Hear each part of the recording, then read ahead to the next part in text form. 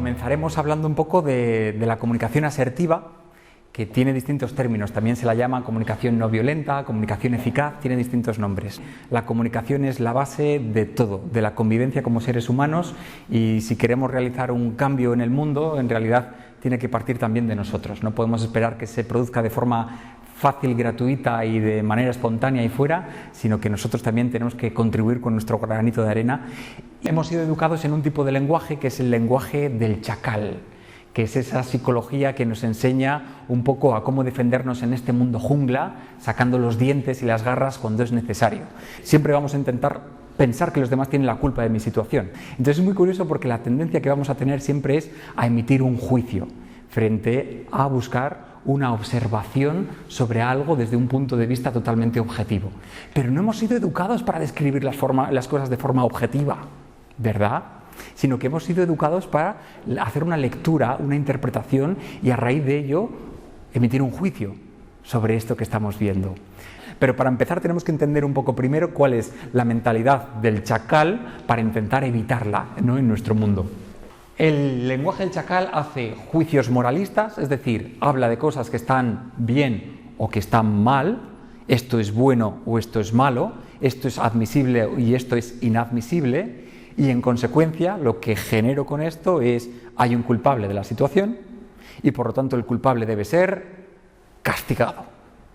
Y cuando se castiga, por lo tanto, yo me resarzo de toda esta situación, ¿no? Después se basa en comparaciones, ¿no? Alguien dijo, si usted quiere ser realmente infeliz, compárese.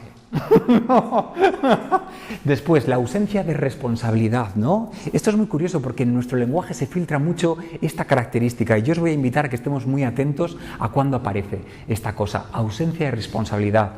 Y después las exigencias, ¿no? ¿Cuál es la diferencia entre una exigencia y una petición?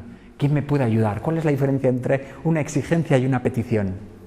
Este fin de semana más te vale que vayamos juntos a la excursión, ¿eh?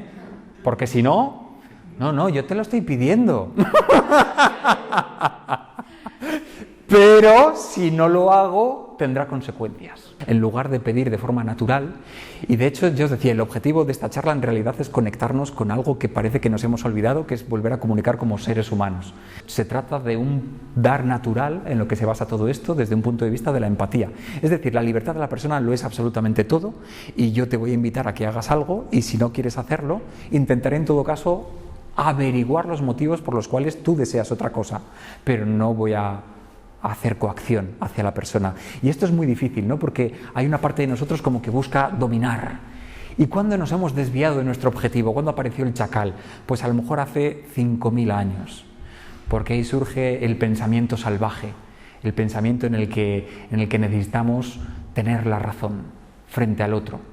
Incluso en una discusión, seguro que muchas veces os habéis visto envueltos en una discusión en la cual si el otro no comprende vuestro punto de vista me enfado y tengo una reacción y hay un precio a pagar, aunque sea en comunicación no verbal, pero hay un precio a pagar. Es decir, me distancio, me cierro, no te hablo, no te miro, no te vuelvo a contestar los mensajes, cuando vengas a hablar conmigo te voy a ignorar. Ahí hay un precio a pagar, ¿no? Porque no accedió o porque no comprendió mi punto de vista sobre algo. Fijaos que todo esto es un problema de comunicación y que la comunicación tiene un poder inmenso de transformar a las personas, las situaciones, las instituciones, las organizaciones, absolutamente todo, el mundo entero. Sería un sitio mejor si aprendiésemos a comunicar de otra manera. ¿Quién me ayuda a definir qué es la empatía? Ponerte en el lugar del otro. Ponerte en el lugar del otro, eso es. Es muy curioso, la realidad es neutra, nosotros vamos a emitir el juicio sobre ello. Entonces las emociones son muy importantes, porque en realidad yo estoy construyendo la realidad, le estoy dando un significado a lo que sucede a mi alrededor en base a mis sentimientos. El sentimiento se va a generar a partir de la interpretación que yo le doy a las cosas. Y nuestras emociones en realidad van a ser una brújula que nos van a decir qué es lo que está pasando. No hay emociones buenas ni hay emociones malas. En realidad simplemente contienen información. Todas ellas son malas si en realidad te sobrepasan. Es decir, pensamos que las emociones buenas son las que nos hacen sentir bien. Una emoción buena es la alegría. Una emoción buena es el orgullo por haber hecho algo, la satisfacción. Y sin embargo, todas son buenas, todas son necesarias, ¿verdad? Todo depende del tamaño que tenga esa emoción. Y si tú sigues teniendo las riendas de tu vida, la emoción es más grande que tú. Todas me pueden embargar. Todas pueden superarme, ¿no? ¿Verdad? Entonces, las emociones también depende del tamaño, cómo las vamos a remarcar con respecto a lo que está sucediendo. Son una brújula, en realidad nos dicen si la orientación está bien tomada o no. Lo que pasa es que no estamos habituados a mirar dentro y a observar cuál es la emoción, porque cuando detectamos una emoción, ¿qué es lo que descubrimos? ¿Cuál es la necesidad que se oculta debajo? Pero no nos han enseñado a observar necesidades, sino a exigir culpables. Huimos de la generalidad, tenemos que entrar a lo concreto para que la otra persona comprenda, pero de lo concreto que yo puedo observar y que yo siento sobre mí, no que yo interpreto sobre ti generalizando sobre algo abstracto. ¿Por qué es importante reconocer las necesidades? Empatizar. Ese es el gran objetivo que tenemos con toda esta metodología, empatizar, que no estamos nada acostumbrados a ello, porque empatizar lo que quiere decir es, Marshall Rosenberg, por ejemplo, lo explicaba como un estado de presencia lleno de atención, de escucha activa hacia el otro, pero estar totalmente vacío. Estás vacío de expectativa, estás vacío de intentar solucionar, imponiendo incluso la solución a lo que está pasando, sino simplemente estás abierto a escuchar y a recibir lo que al otro le pasa. Porque lo primero es detectar qué es lo que le pasa. Normalmente cuando expresamos lo que nos pasa es que viene camuflado de otra cosa que no es eso. Cuando pensamos que tenemos un problema, normalmente no ese es el problema, sino otra cosa totalmente distinta que está detrás. Y que planteamos esto como el problema como escudo, porque no nos hemos parado a atender a cuál es el verdadero problema. Y cuando esto se borrosifica, se destruye, aparece de forma genuina la verdadera cuestión, y es cuál es la necesidad en mí que no estaba siendo satisfecha.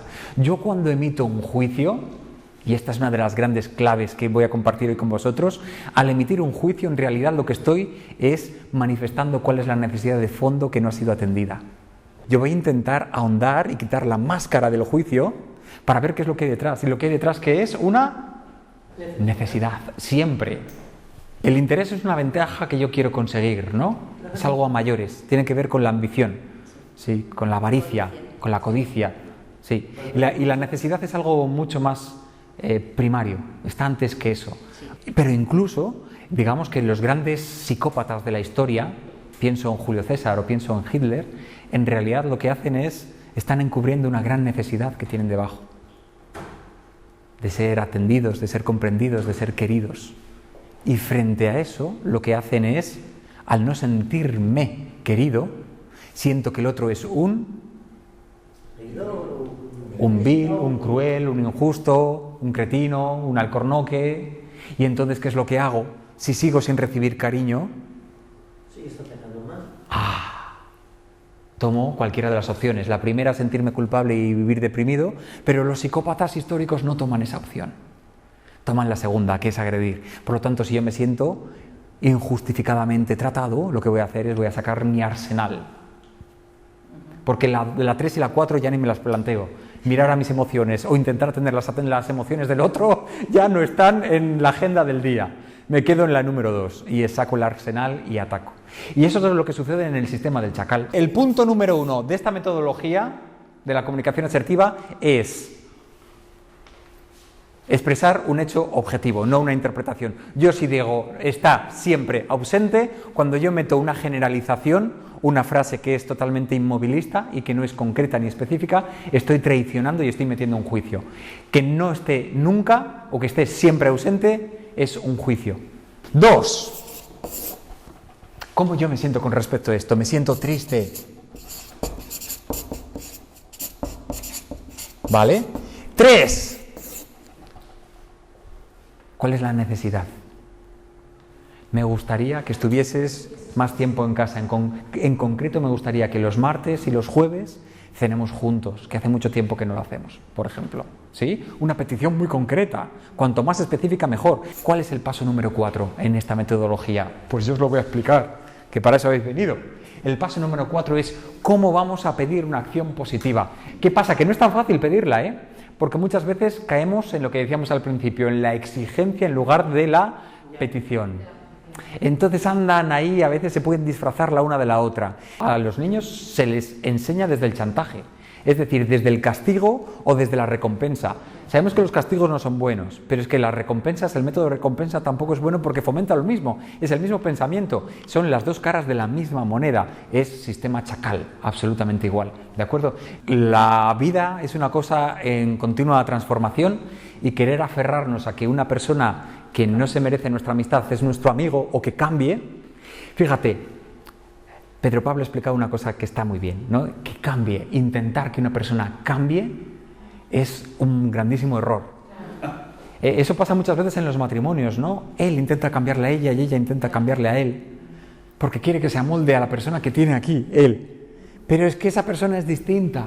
En lugar de amar lo que es, amar lo que hay, aceptar lo que tenemos, esa es la única forma de encontrar la felicidad. Si quieres ser infeliz, cuestiónate un paradigma abstracto, imposible e idealizado, y te aseguro que comerás un camino de piedras. ¿Vale? Pero si simplemente eres suficientemente humilde como para amar lo que hay, lo que es en este preciso instante y no cualquier otra cosa, tu felicidad se multiplica un montón. Entonces, si damos este tipo de charlas es porque creemos que el mundo puede ser un lugar mejor y que en nuestra mano está, después de todo, el mundo no tiene por qué ser un mundo cruel, porque lo que estoy emitiendo es un juicio, no una observación.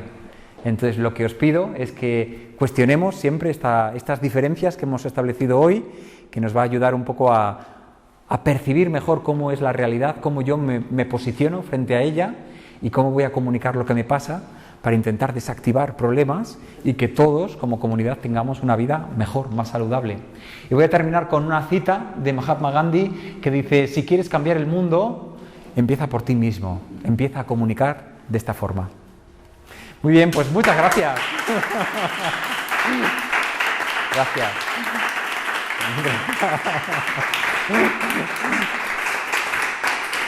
Muchas gracias.